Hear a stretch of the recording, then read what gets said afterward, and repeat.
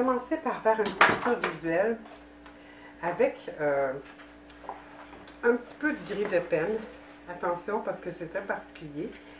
Si je me mets un gris de pen, je vais peut-être travailler et mélanger ma couleur avec un médium pour ralentir le séchage. Je vais prendre comme médium celui de Bendex. Le Bendex brillant, c'est le liant acrylique de Studio, le médium fluide qui ralentit le temps de séchage. Alors peut-être que je vais avoir envie de le mélanger avec ma couleur. Je vais prendre le carton ici. J'espère que vous le voyez, si vous le voyez très bien. Voilà. Je vais me prendre un peu de gris de pen. Il y a plusieurs façons de faire des textures visuelles. Vous allez voir quand je vous dis texture visuelle que c'est pas physique. Donc, c'est pas comme une texture qu'on fait avec... Je vais me prendre un peu de médium. Et je vais essayer de faire un petit mélange avec mon gris de pen. Comme ça. OK. Et là, je vais vous expliquer un truc que je fais souvent. Et que les gens, je vais le faire un peu sur le carton parce que les gens sont toujours surpris comment je fais ça.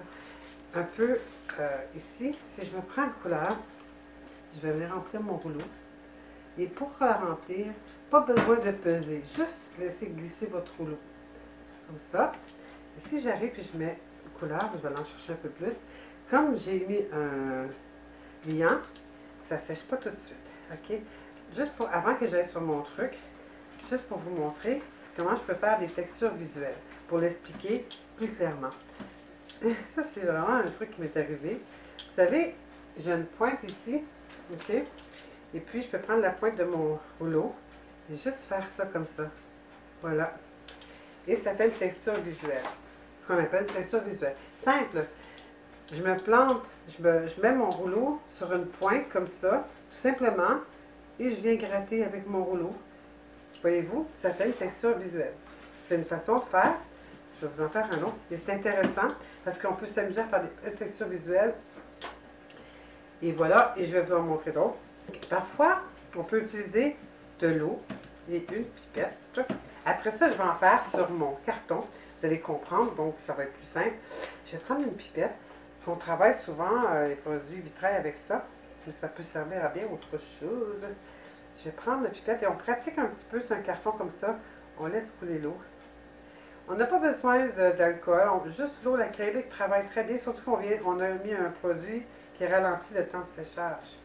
Donc, on peut créer une texture visuelle. Et là, on attend un petit peu. On respire. On le laisse un peu travailler. L'eau travaille l'acrylique tant qu'elle n'est pas sèche.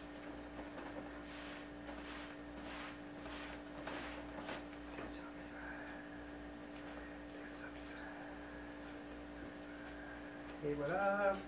Une autre façon de faire la texture visuelle.